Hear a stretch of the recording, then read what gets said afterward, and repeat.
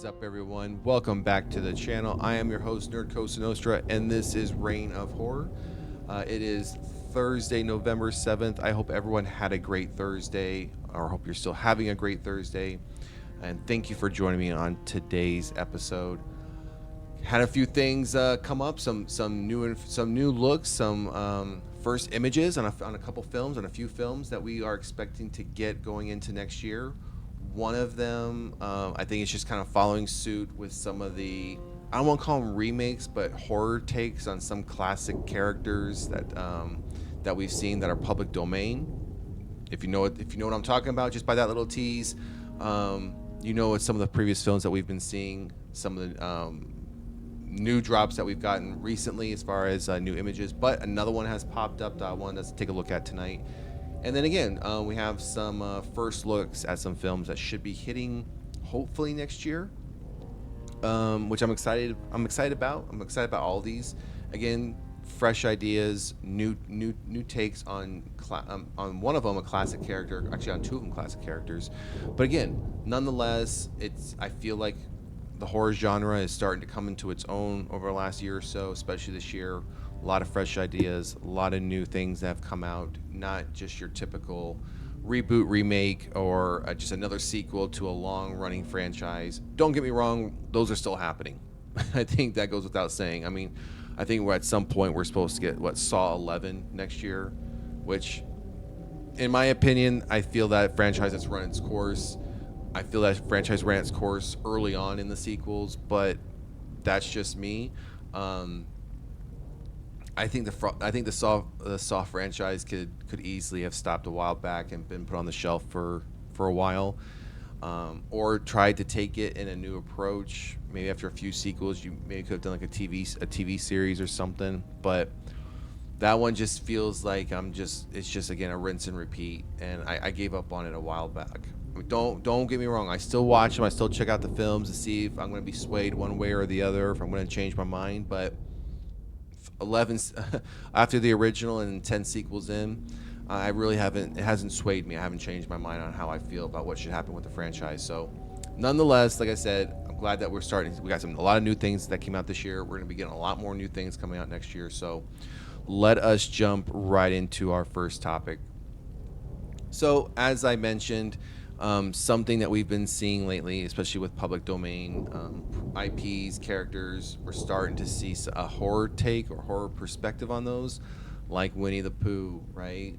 Like we recently got some first look images at Pinocchio. So here we have Shiver Me Timbers. Popeye the Sailor gets the horror comedy treatment in upcoming slasher. So this will be interesting because they're throwing comedy in here, so I'm hoping it's not too much comedy. If you're gonna call this a horror film, you're gonna call this a slasher film. I don't necessarily want a whole lot of comedy in it, right? To be honest, I don't necessarily want any comedy in it. I want it to be a horror slasher film. Give me that. Give me Popeye the Sailor as a horror slasher film, and you have my attention. So. Jumping down, and right here it starts to talk about some of the things I was just mentioning. So it's trendy these days to take a character from popular children's stories and give them a horror twist. Lately, we've been hearing about horror movies based on the likes of Winnie the Pooh, Mickey Mouse, Sleeping Beauty, Cinderella, Peter Pan, Bambi, Pinocchio, Three Blind Mice, and Goldilocks, and the Three Bears. And now, let's see. Epic Entertainment has revealed that they've made a slasher horror comedy called Shiver Me Timbers, which puts a horror twist on Popeye the Sailor. So let's just jump. Let's get right to this. Let's just get right to the synopsis here. In Shiver Me Timbers, Olive Oil, her brother Castor, and friends go on a camping trip to see the meteor shower with Halley's Comet, but the night turns into horror as a meteor transforms Popeye into an unstoppable killing machine. With thrilling 80s slasher references and comedic twists, the film combines elements of horror and comedy in a fresh take on both genres. Shiver Me Timbers plays tribute to classic slasher films while delivering hilarious moments, shocking scares, and nostalgic nods that will delight both horror and Popeye fans alike. Here's another synopsis. In Northern California during the summer of 1986, Olive Oil, along with her... let's get rid of this. Hold on, guys. These ads keep popping up. All right, so let's get rid of that. Um, let's see where we leave off at. Okay, along with her cinema-obsessed friends and brother Castor, embark on a once-in-a-lifetime camping trip to witness the dazzling meteor shower accompanying the arrival of Halley's Comet. But what starts as a serene evening of stargazing quickly turns into a harrowing nightmare when a meteor from the comet transforms Popeye into a terrifying and unstoppable killing machine. So again, and it looks like it's only going to be a 75-minute film, which is on average, which is typical for a film like this. They're not going to be long drawn out films, and most horror films aren't. I think lately it seems like most horror films are about an hour and a half, the tops an hour and 40 minutes, 42 minutes, give or take. But overall, they're kept pretty short to some degree. And so we have like a first kind of image here of what looks to be Popeye.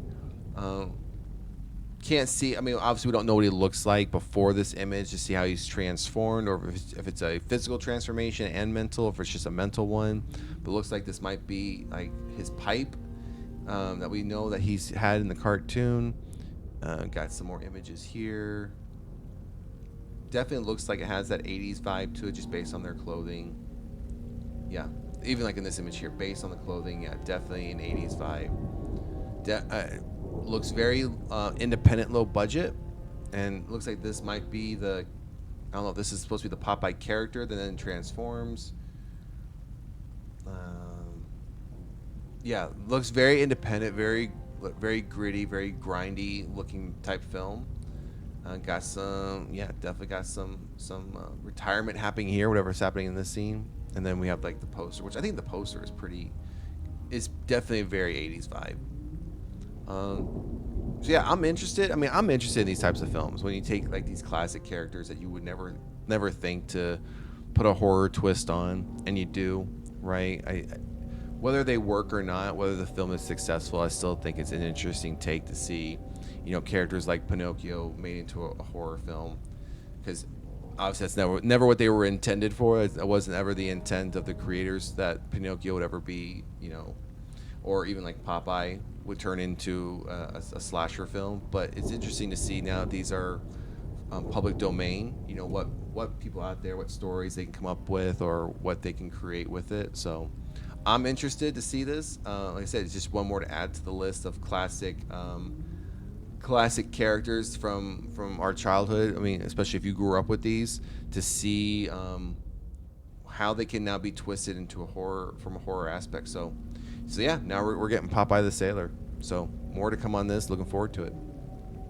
All right, so next topic: found footage survival horror game, Kryva Hora, announced for 2025. And there's a brief teaser here. So we'll come back to that image. I'm not too keen on the how this looks, but Wombex Games is dipping their toe into found footage survival horror gaming with their recently announced title Kryva Hora. Slated for a 2025 release on Steam, the game is set against the backdrop of the Chernobyl disaster, but in a twist, has more than just the usual mutant horrors to deal with in your playthrough.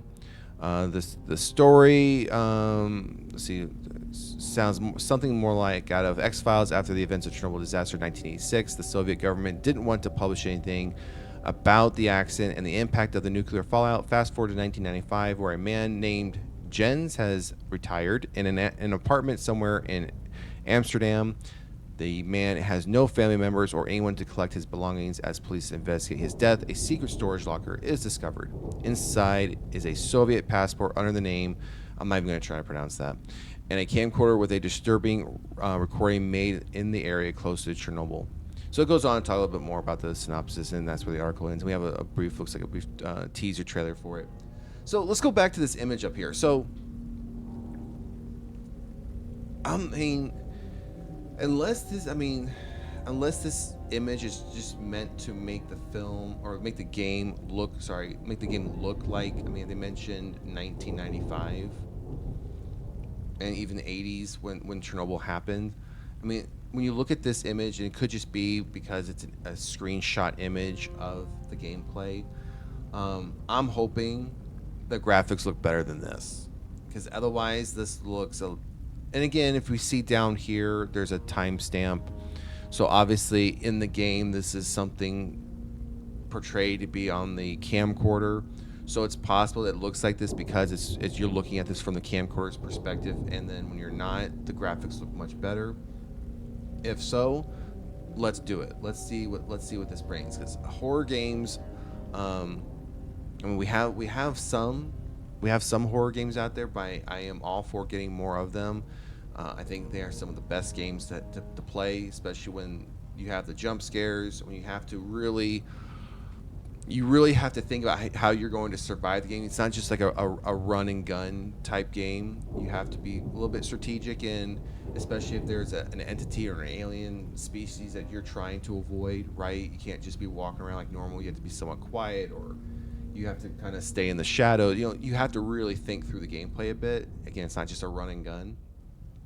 But again, as I was mentioning, just since this is the only first screenshot we have of this, I hope it's just because your character's looking through a camcorder, and that's why it looks this way. And then when you're not, the graphics are much better, much more standard as far as what we would expect today for a video game.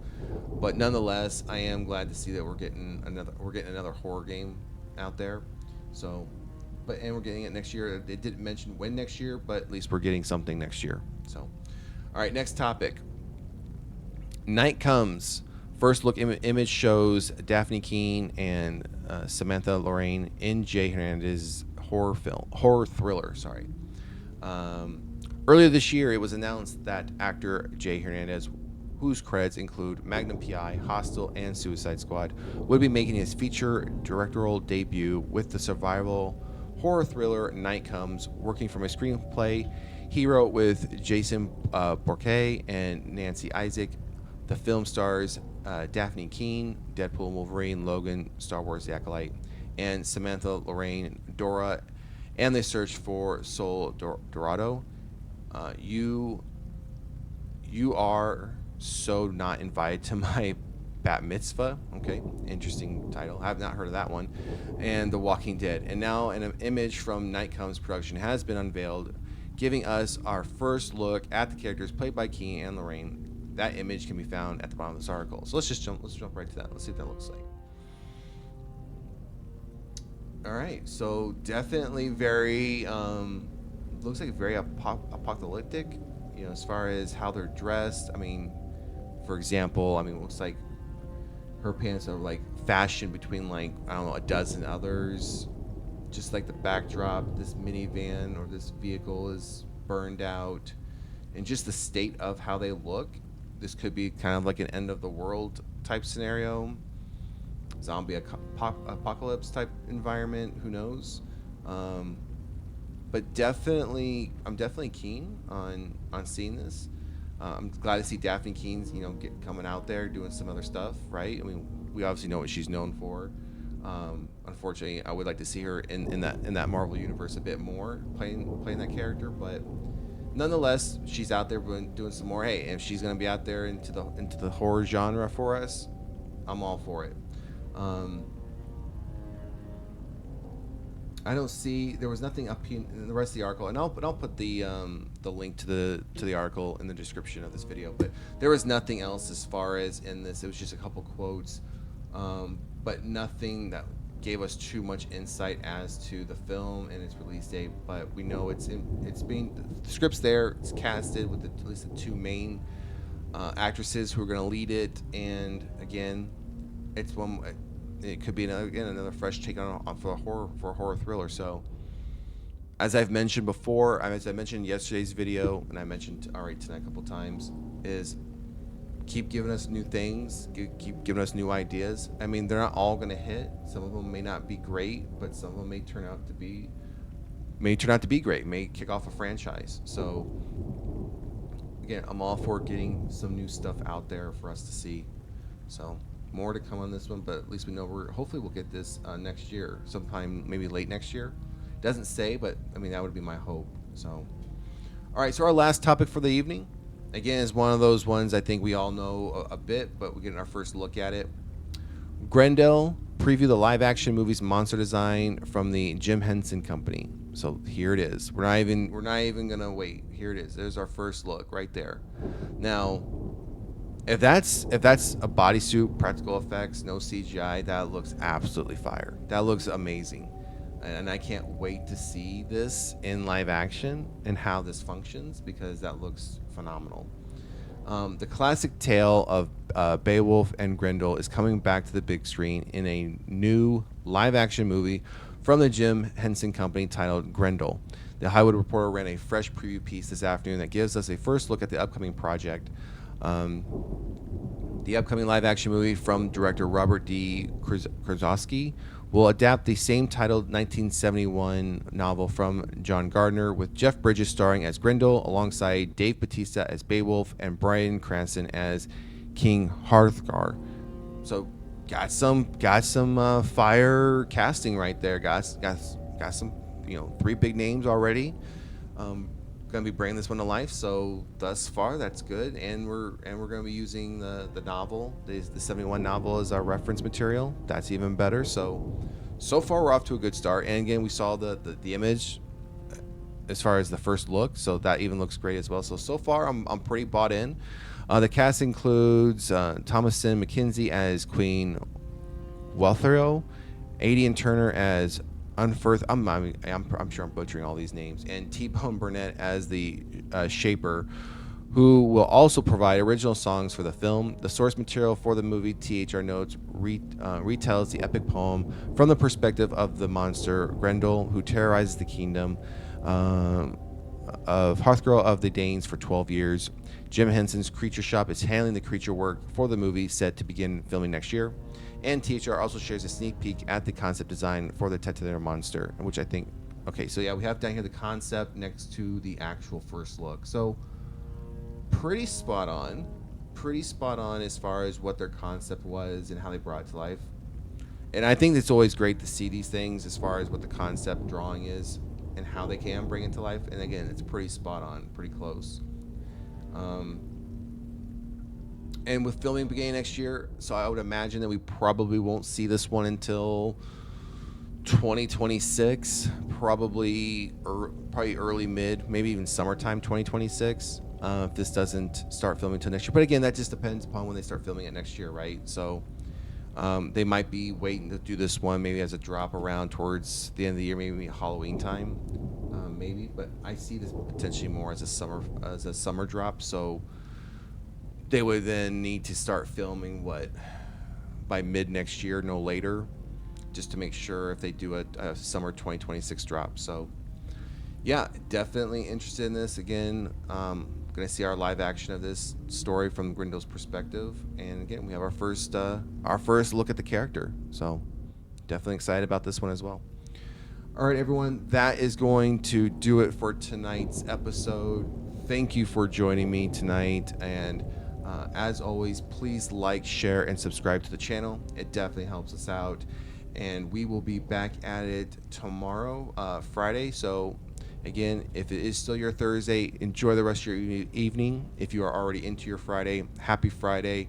I'm glad you made it there. Enjoy it and enjoy your upcoming weekend, and we will see you at the next one. Peace.